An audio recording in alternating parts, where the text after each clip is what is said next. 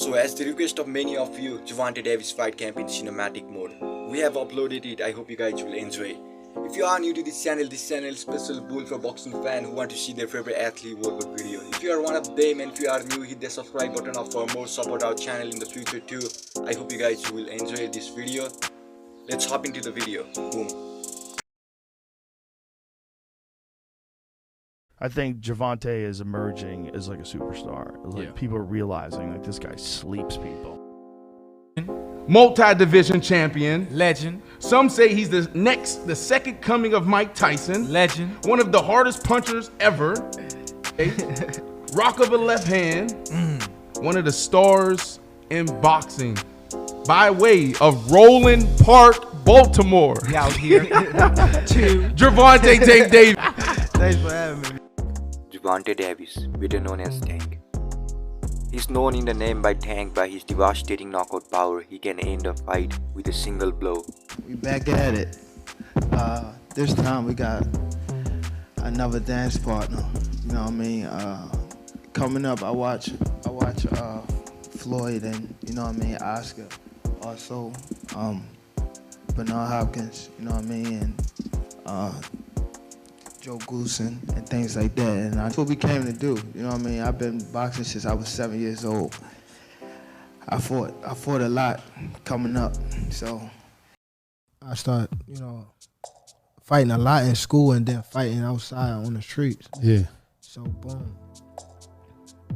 I ain't really like, my heart was always into boxing because I won my first national at 10. So when you win your national, you gotta go like the Kansas City. Yeah, travel. Travel. So I'm like, shit, it's bigger than Baltimore. Open your eyes. Yeah. Bigger than Baltimore, So I was already like, shit, it's always something better than here. Right. Even though I was still in the heart of the city. Like I was still in like, my mom's was living like when Freddie Garrett got killed there. Yeah. My mom's used to live in that projects, things like that. So it was like, I always knew it was like, shit, if I keep working, and then people around me was dying. Like people, like everybody I grew up with in boxing, like was getting killed. So it was always like, it's either boxing or I'm gonna be. Tank can box, Tank can punch, Tank fast, Tank quick, Tank got a. He's a Mayweather with Mike Tyson power. You can't get no better than that. He can do it all, man. So you actually have an interesting background. yeah, You're from Baltimore. yes, Okay. And you actually said like it was worse than The Wire. yeah. Explain. It's definitely worse than The Wire. You know, super small, so it's like it's easy to get in. You know what I mean? Get in contact with someone like, cause Baltimore is just so big. It's like I could be around my whole city in 15 minutes. Yeah, I mean I've been to Baltimore. Matter of fact, I met up with Lil Melvin. You know Yeah, that is yeah. that's the character that The Yeah. Wire was based on, the Kingpin. Yeah, And I remember I've never seen so many boarded up houses. Like just blocks and blocks of boarded up houses. Mm-hmm. There's really just a lot of, you know, just a lot of very poor people out there. Yeah. You know, they're kind of struggling to get by. Now you actually, you know, when you were growing up, your parents were on drugs. yeah. Both of my parents was on drugs. Sad. On crack, or was it? Yeah, you know, so they were both on drugs, and my mother left me and my brother in the house by herself, you know, so they took us into custody, you know, and my grandma fought to get us back for about a good 3 years. How come they wouldn't just give you guys to the grandmother? Because I to be honest, I was young, so I don't know. Yeah. So, but she fought to get us back, and they finally got us back, you know, so we was the new kids on the block, you know, I was fighting a lot, fighting at school, fighting on the block, you know, so my uncle seen me fight outside my doorstep. So he took me to the gym. So once he took me to the gym, I felt that love that I wasn't getting at home. Cause I was a bad kid. I was like always active. So I was always doing stuff. So I wasn't getting the love that I was getting at home.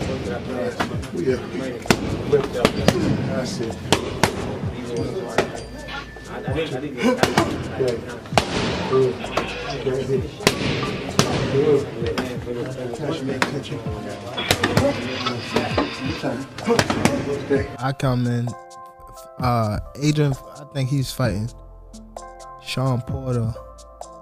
He's fighting somebody in Vegas.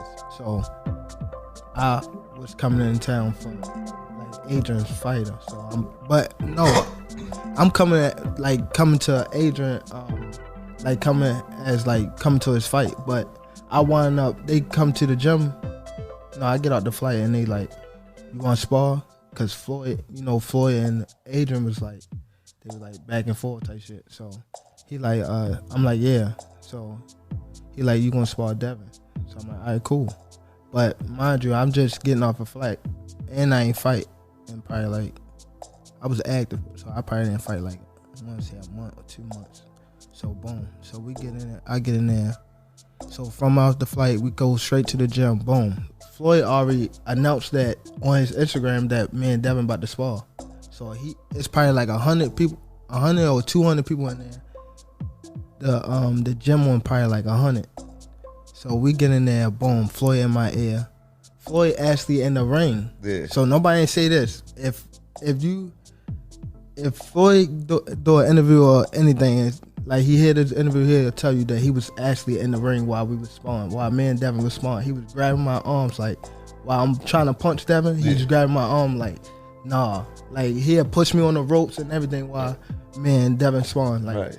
But it was like, it was more so of back and forth, and then once I got tired, then it was like a little, like he picked up a little bit, but it was nothing like crazy, like boom, boom, boom. Like I don't even talk about. I caught him in the sparring match and almost knocked him out. Like Adrian jumped in the ring and like, no, it's over. Yeah. And everybody was just about to fight. Right. Cause I caught him, and so I loved it at the gym.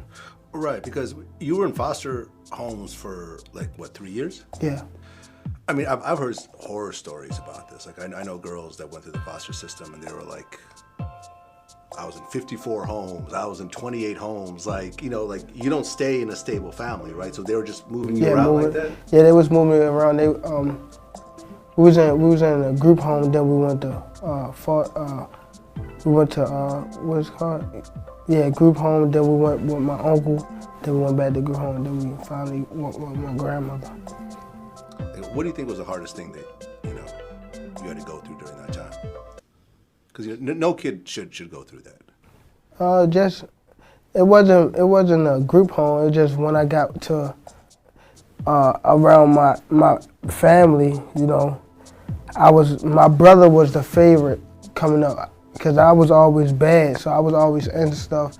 So they never looked at me like I was gonna be something growing up. I was always that bad kid. My grandma used to say her other grandkids was her favorite and things like that. So, I'm laughing, but it's I'm sure it wasn't funny at the time. Yeah. I remember myself coming up and Adrian, a lot of other top fighters, having me under their wing. So I'm appreciative. I'm grateful, and hopefully this lasts a long time. So how do you prepare mentally, emotionally for such a big fight? I was always the type, since a youngin' that I believed I was made for it. I always train hard, so that's not a big deal for me. Fighting is never a big deal for me. It's just, me staying focused outside the ring and things like that, and staying focused inside the ring too.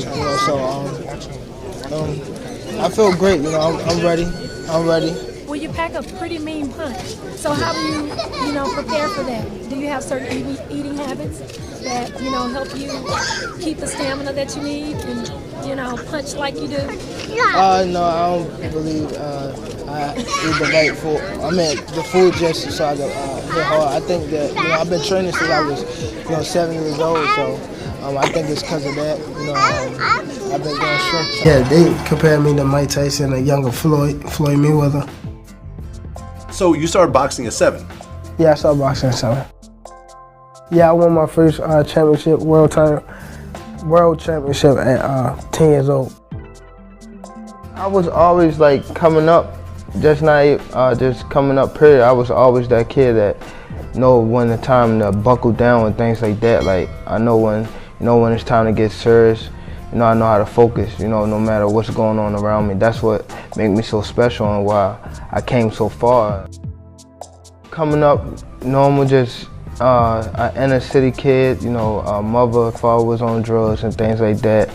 And, my mother left us in the house by ourselves, and protective service, they came grabbed us and things like that when they split us up, and once my grandma fought to get us back.